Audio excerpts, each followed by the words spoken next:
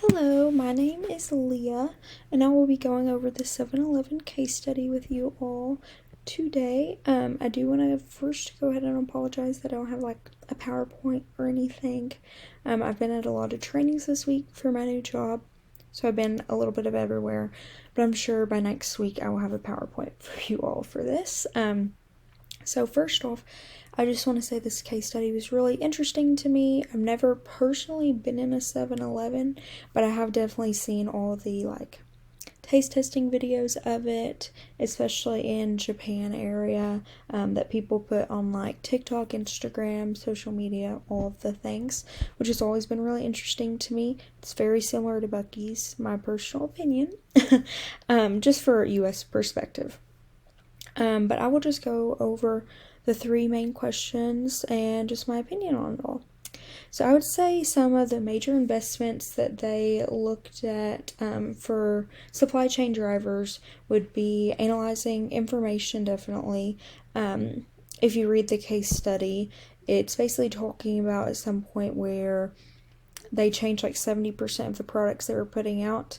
They more fit customer needs. The reason they could do that is they analyze a lot of the information that were being given to them. And also, I think it just helped them better understand their customers in a way of what they actually wanted, which is why they're bringing fresh foods to them and everything like that. Another one would be transportation. They got it from 70 trucks to 9 trucks now, which is just crazy to think about. And that's more, I think they really put their money where it needed to be and really focused on what they needed to do and just fit everything where it needed to go as well.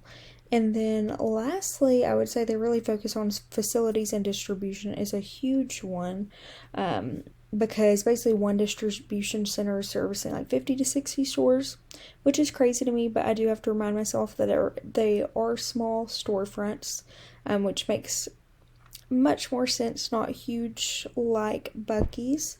And another thing is they also use the pull method for that whenever it comes to it. And then the second question was really interesting for me personally.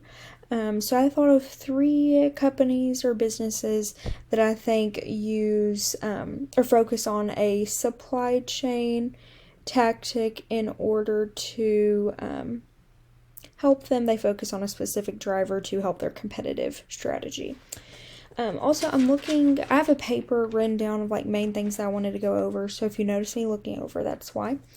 So 3 of the ones I want to go over, FedEx, I would say their competitive strategy is they focus on innovation to meet the customer needs. In the Christmas season, they have more people working for them to make sure that it is rapid delivery and satisfying their customers. I used to work at Enterprise, so they would rent about 20 minivans each Christmas season in order to satisfy their customers because they knew that they needed to get it delivered on time. So I would say they for sure do that. With that said, another one would be like airlines and rental vehicles. So Enterprise, whenever I worked for them just a few months ago, actually, we do fluctuate our prices in the holiday season and the summer season. Any holiday weekend, even weekend and weekdays, completely different, but their competitive advantage is customer satisfaction. So we try to be the cheapest in our market when compared to like a competitor like Hertz Rent-A-Car. And then lastly, one would be Buc-ee's. I found where their competitive advantage is go hard or go home, which is truly seen with how big their stores are.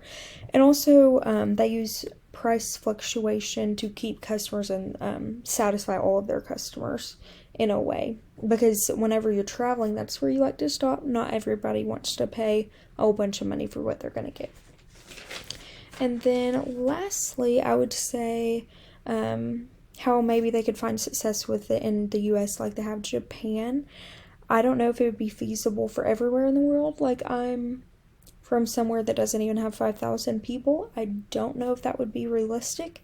It could work in bigger cities, but I know you mentioned looking at Subway. So I did research that, and Subway streamlined supply chains because they're trying to focus on speed, so getting it where it needs to go. But another thing I found is maybe Subway isn't as fresh as maybe it looks on the commercials or when you pick it up. I found where only one distribution, maybe two at best, is delivering at Subway locations every week, which is not like every day, where it's fresh every single day. Or where whenever they get lettuce, it's already almost brown, like certain things like that. So I would say for Subway to be compared to it, I just don't think it's maybe as fresh as what 7-Eleven would want their food to be, in order to do what it's done in Japan to do it here. But this case study was very interesting. I'm very excited for the next one. Thank you.